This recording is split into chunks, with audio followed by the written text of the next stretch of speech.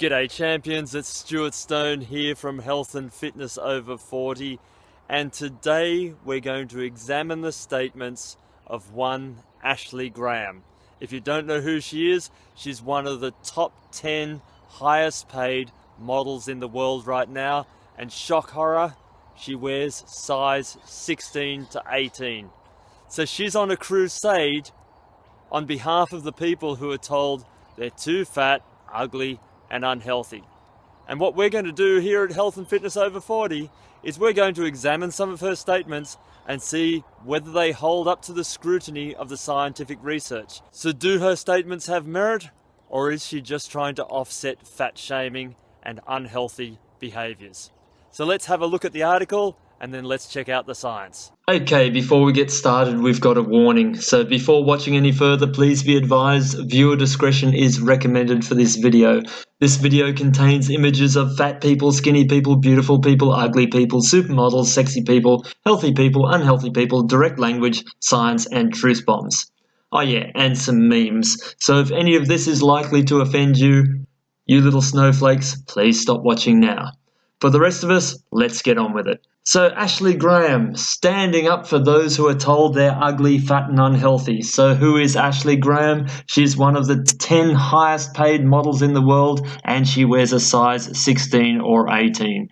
So let's have a look at her. And my first thoughts when I first saw these pictures of her was, wow, she's a very pretty lady. She's got a beautiful face. The size of her body, hey, that's personal preference. So going to her first point that she made about standing up for people who are ugly, fat and unhealthy, with regards to ugly, you know what? That is such a personal choice. I don't think it carries any weight here. What I find beautiful, other people will find ugly, and vice versa. So ugly, beautiful, personal preference, totally up to you. I have no comment on that. But before we pass the opinions of a supermodel on ugliness or beauty or fat or unhealthy or healthy, let's just take a quick look at the other end of the spectrum, brought to you by Ashley Graham's industry that she works in, the modeling industry. So here they are, the size 0 models, the waif models. I think you'd probably agree that the Auschwitz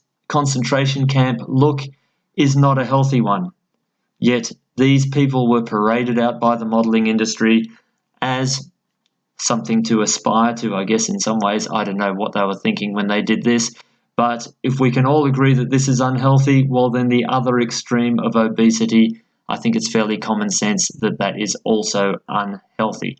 But forget common sense for a second. Let's look at what the research has to say. So I searched the internet and looked for Ashley Graham's statistics. Why? Because I'm one of these science nerds and geeks that likes to put numbers on everything. And from Healthy Celeb, here are her height and weight statistics. 5'9" or 175 centimeters, and her weight at 85 kilos or 187.5 pounds. So when we look at body mass index, which is one of the parameters I suggest you monitor in your own health and well-being over time, then under 22.5 is considered underweight, 22.5 to 25 is normal, 25 to 29 or 29.5 is considered overweight, and above that you're considered obese. So where does Ms. Graham fall on a body mass index calculator? So we plugged her numbers into the Heart Foundation of Australia website body mass index calculator, and guess what, guys and ladies, that calculator is put in a link below this video so you can check out your own numbers, and she came in at 27.8, which falls just over halfway up the scale of overweight toward obese. So using generic everyday language and the scientific results here, she would fall into the category of being fat. But does that make her unhealthy? Well, the other parameter I always like to look at is the waist to hip ratio. So going back to pictures of Ms. Graham here, again we see relative to her hips she has a small waist.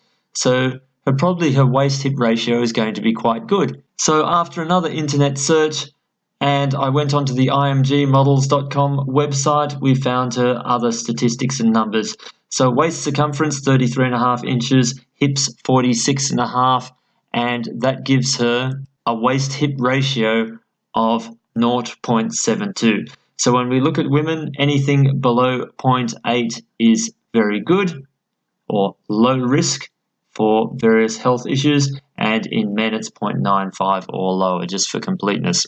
So again, when we look at her numbers from the scientific literature, she is overweight or fat in general language, and her waist-to-hip ratio is in the very good ranges. So is she unhealthy? You know what? I cannot give an objective answer on that. Why? Because the two numbers tend to conflict a little bit. Low risk for heart disease, she has a low waist-hip ratio, but then she's overweight, and that increases her risks of things like heart disease, high blood pressure, type 2 diabetes, and high cholesterol. So time will tell, but guess what? Ashley Graham is 30. She's got 10 years or thereabouts to decide whether she needs to lose excess weight in order to reduce her risk of these lifestyle illnesses. And listening and watching one of her TED Talk videos, she talks about how she loves the excess fat that's on her back that spills over her bra strap. She loves her cellulite. She loves the fact that her thighs rub together. Well, whether that then manifests in the future into a lifestyle-related illness and she wants to deal with that, like we said, time will tell, and that's a personal decision for her. And finally, Ashley Graham is a self-proclaimed body image activist. This is a lady who wants women to be proud of their bodies, to be proud of their curves, their cellulite, their back fat, their thighs touching together, and the other things that the modeling industry typically and historically wants women to be ashamed of. And I'm in total support of her. But Ashley, why stop at women? And also, I guess my only real question is, when do you draw the line and say, hey, be proud of your curves, but right now you're just a bit too curvy and it's actually starting to impact your health? Well, if that's not your role, that's part of our role here. It's to have a bit of a wake-up call and take off the rose-coloured glasses and say, yeah, please be proud of your body. Please be proud of it as it is, but also maybe look at getting it to be the best it can possibly be. If these women are beautiful and attractive, hey, we've got to accept that these men are beautiful and attractive as well. And just as we are expected in this feminist, liberated, equal opportunities world to look at this lady flaunting herself in public, and she's self-proclaimed beautiful, and good on her. If she's got that confidence to do that, and if she feels that comfortable and proud of herself, well, then I guess we've also got to again apply the same standards to men and say, hey, these guys happily flaunting it out in public and on the internet, they've got to be viewed in that same light as empowered and beautiful, and we should embrace them instead of pulling their heads in and giving a bit of a reality check. But you know what? I'm not here to stand in judgment of these people. It's your personal choice as long as you're happy in your own skin and you're not harming anyone. My only concern is when you go crashing down with that type 2 diabetes or that heart attack or that bowel cancer because of your excessive weight increasing the risks of these lifestyle diseases, don't expect other people to pay for your poor decisions and your mistakes. So really, at the end of the day, we have a choice to make. We can either blindly embrace the body positivity image headspace, or we can look in the mirror and say, hey, I like what I see, but there's always room for improvement. And that starts with the health decisions I make day in, day out.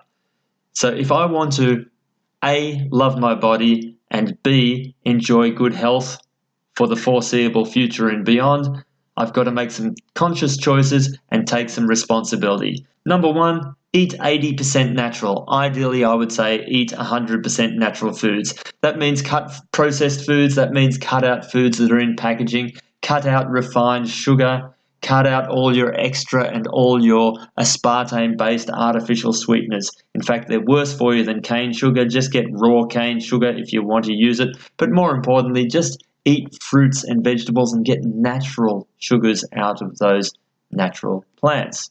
So eat, again, at least 80% fruits, vegetables, and plant-based foods. And so that you don't overeat, chew your food properly, take your time when you eat, and only eat until you're 80% full. Drink more water.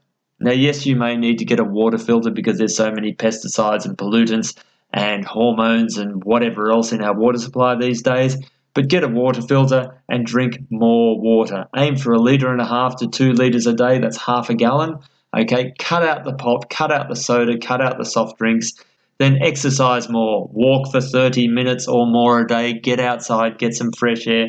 Get off the train one stop earlier. Get off the bus one stop earlier. Go for a walk with your kids. Go for a walk with your family. Actually spend some time getting to know each other.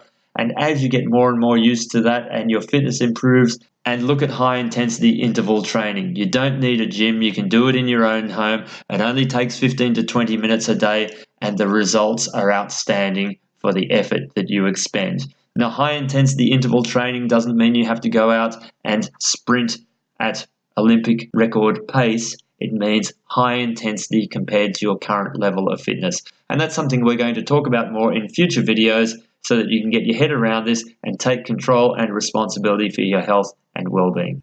And for more videos like this one, you know what to do. Come on over here, click on the red heart apple and subscribe to our YouTube channel. While you're at it, go down into the description box below, give our Facebook page a like, and while you're at it too, check out our Dtube and Steemit channels, and we'll talk to you again soon.